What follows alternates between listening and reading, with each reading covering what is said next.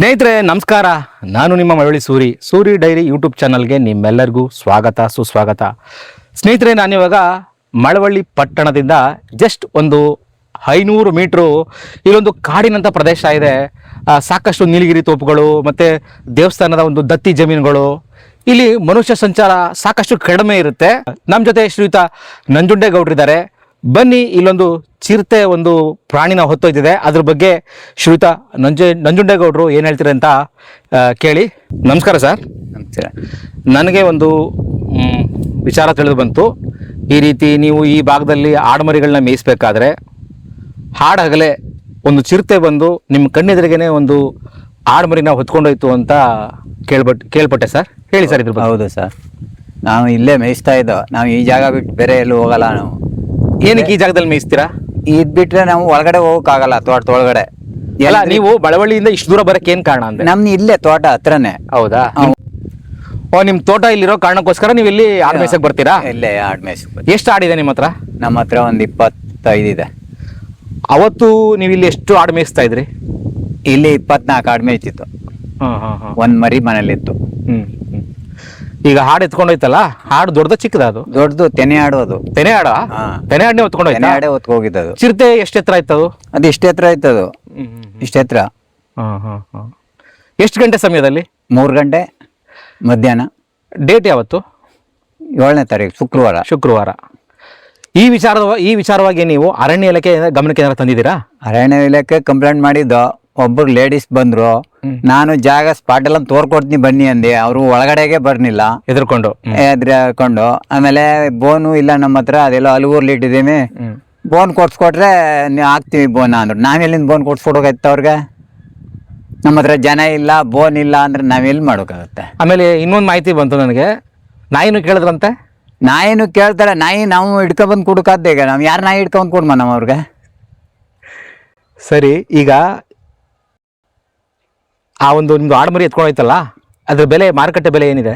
ಅದು 16,000 ರೂಪಾಯಿ ಸರ್. ಅದು 16,000 ರೂಪಾಯಿ. 16,000 ರೂಪಾಯಿ ಅದು. ಇಲ್ಲಿಂದ ಎತ್ಕೊಂಡೋಯ್ತಲ್ಲ, ಆ ತಕ್ಷಣ ನಿಮ್ಗೆ ಗಾಬರಿ ಆಗ್ಲಿಲ್ವಾ? ಗಾಬರಿ ಆಗಿಲ್ಲ. ನನ್ನ ಆಡು ಹೋಯ್ತಲ್ಲ ಅಂದ್ಬಿಟ್ಟು ಅದು ಹಿಂಗ್ ಹೋದ್ರು, ನಾನು ಹಿಂಗ್ ಹೋದೆ. ನೋಡ್ಮ ಇತ್ತಾಗ ರಿಟರ್ನ್ ಬಂದದ ಅಂತ ಅದು ಹಂಗ್ ಬಳಸ್ಕೊಂಡ್ ನೋಡೋದ್ರ ಒಳಗ್ ನುಗ್ಬಿಡ್ತು. ಇನ್ನು ಅದ್ರೊಳಗೆ ನುಗ್ಗಿದ್ಮೇಲೆ ನಾಡು ಸಹಿತ ಅದ್ರ ಜೊತೆಲೆ ಹೋಯ್ತಾವೆ. ಆಗ ರಿಟರ್ನ್ ಆಡೋಟ್ಕೊಂಡ್ ಬಂದಿದ್ದೆ ನಾನು ವಾಪಸ್ಸು. ಎಲ್ಲಿ ತಗೊಂಡೋಯ್ತದು? ನೋಡೋದು ಆಮೇಲೆ ಒಳಕ್ಕೆ ಅಲ್ಲಿ ಅವ್ರು ಇಲ್ಲಿ ಗಡ್ಡ ಬಂದ್ರು ಫಾರೆಸ್ಟ್. ಅಲ್ಲಿ ಬನ್ನಿ, ನಾನು ಅದು ಖುದ್ದಾಗೆ ತೋರ್ಸ್ಕೊಡ್ತೀನಿ ಚಿರ್ತಿ ಅಂತ ಹೇಳಿದ್ ನಾನು. ನಾನೇ ತೋರ್ಸ್ಕೊಡ್ತೀನಿ ಅಂತ. ಬರೀ 10 ನಿಮಿಷ ಆಗಿರೋದು ಹಿಡ್ಕೊಂಡು ಹೋಗಿ. ಅದೆಲ್ಲೂ ಹೋಗಿಲ್ಲ, ಈ ಸ್ಪಾಟ್ ಬಿಟ್ಟು ಎಲ್ಲೂ ಹೋಗಿಲ್ಲ ಅದು. ಅವ್ರು ಸಾಲಕ್ಕೆ ಲೇಡೀಸ್ ಬೇರೆ, ನಾವೇನು ಮಾತಾಡಂಗಿಲ್ಲ ಬಿಡಂಗಿಲ್ಲ. ಓಕೆ, ಧನ್ಯವಾದ ಸರ್, ಧನ್ಯವಾದ. ಸ್ನೇಹಿತರೆ ನೋಡಿ, ನಂಜುಂಡೇಗೌಡರು ಹೇಳೋದನ್ನ ಕೇಳಿಸ್ಕೊಂಡ್ರಲ್ಲ.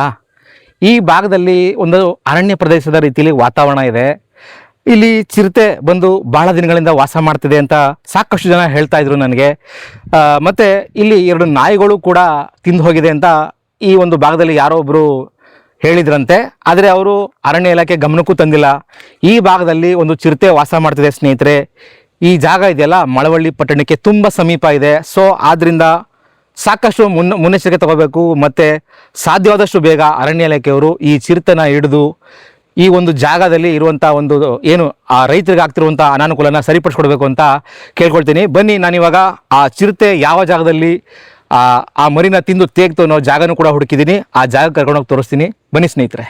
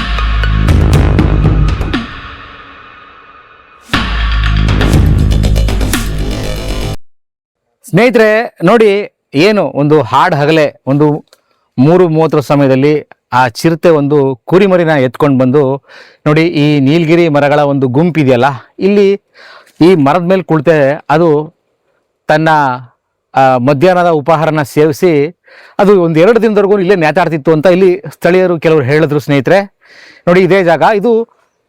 ಬಲಭಾಗಕ್ಕೆ ಒಂದು ಸರ್ವೆ ನಂಬರ್ 681 ಬರುತ್ತೆ, ಇನ್ನೊಂದು ಸರ್ವೆ ನಂಬರ್ 700 ಸಮಥಿಂಗ್ ಏನೋ ಬರುತ್ತೆ. ನೋಡಿ, ಈ ಜಾಗದಲ್ಲಿ ಮನುಷ್ಯ ಸಂಚಾರ ಕಡಿಮೆ ಇದೆ. ಮತ್ತು ನೋಡಿ, ಇಲ್ಲಿ ಸುತ್ತಮುತ್ತ ಒಂದು ಕಾಡಿನಂಥ ಒಂದು ವಾತಾವರಣ ಇದೆ ಸ್ನೇಹಿತರೆ. ಅದಕ್ಕೆ ಚಿರತೆ ಈ ಭಾಗದಲ್ಲಿ ಹೆಚ್ಚು ಸಂಚರಿಸ್ತಿದೆ. ಆಲ್ಮೋಸ್ಟ್ ಈ ಭಾಗದಲ್ಲಿ ಚಿರತೆ 1 ತಿಂಗಳಿಂದ ಸೈಟ್ ಆಗಿದೆ. ನಾನೇ ಕೂಡ ಒಂದು ಬೆಳಗಿನ ಜಾವ 6 ಗಂಟೆ ಸಮಯದಲ್ಲಿ ಒಂದು ಮಾರಳ್ಳಿ ಕೆರೆ ಹತ್ರ ಹೋಗುವಂಥ ಒಂದು ಚಾನಲ್ ಬಳಿ ಒಂದು ಏತ ನೀರಾವರಿದು ಒಂದು ಚಾನಲ್ ಇದೆ. ಆ ಚಾನಲ್ ಬಳಿ ನಾನು ಬೆಳಗಿನ ಸಮಯದಲ್ಲಿ ಒಂದು 5 ಗಂಟೆ 50 ನಿಮಿಷ ಅಥವಾ 6 ಗಂಟೆಯಲ್ಲಿ ನಾನೇ ಒಂದು ಚಿರತೆನ ತುಂಬ ದೂರದಿಂದ ನೋಡಿದೆ. ಆದರೆ ಚಿರತೆನ ಅಲ್ಲೋ ಅಂತ ನನಗೆ ಕನ್ಫರ್ಮ್ ಇರಲಿಲ್ಲ. ಆದರೆ ಈಗ ನಡೆದಿರೋ ಒಂದು ಘಟನೆಗಳಿಂದ ಕನ್ಫರ್ಮ್ ಆಗ್ತಾ ಇದೆ. ಮಳವಳ್ಳಿ ಪಟ್ಟಣದ ಸಮೀಪದಲ್ಲೇ ಚಿರತೆ ಇದೆ ಸ್ನೇಹಿತರೆ. ಈ ಚಿರತೆ ಯಾವ ಒಂದು ಭಾಗದಲ್ಲಿ ಓಡಾಡ್ತಿದೆ ಅಂತಂದರೆ, ಏನು ಒಂದು ನಮ್ಮ ಕೋರ್ಟು ಮತ್ತು ಒಂದು ನಮ್ಮ ಒಂದು ಸ್ಟೇಡಿಯಮ್ಮು, ಅಲ್ಲಿಂದ ಸ್ವಲ್ಪ ಮುಂದೆ ಬಂದರೆ ಒಂದು ಇವ್ರದ್ದು ಬೋರೇಗೌಡರ ಮನೆ ಇದೆ ಸ್ನೇಹಿತರೆ. ಆ ಹಿಂಭಾಗದಲ್ಲಿ ಮತ್ತು ಹಳೆ ಕೋರ್ಟಿಂದ ಒಂದು ಸ್ಟ್ರೈಟ್ ಒಂದು ರೋಡ್ ಬರುತ್ತೆ ಸ್ನೇಹಿತರೆ.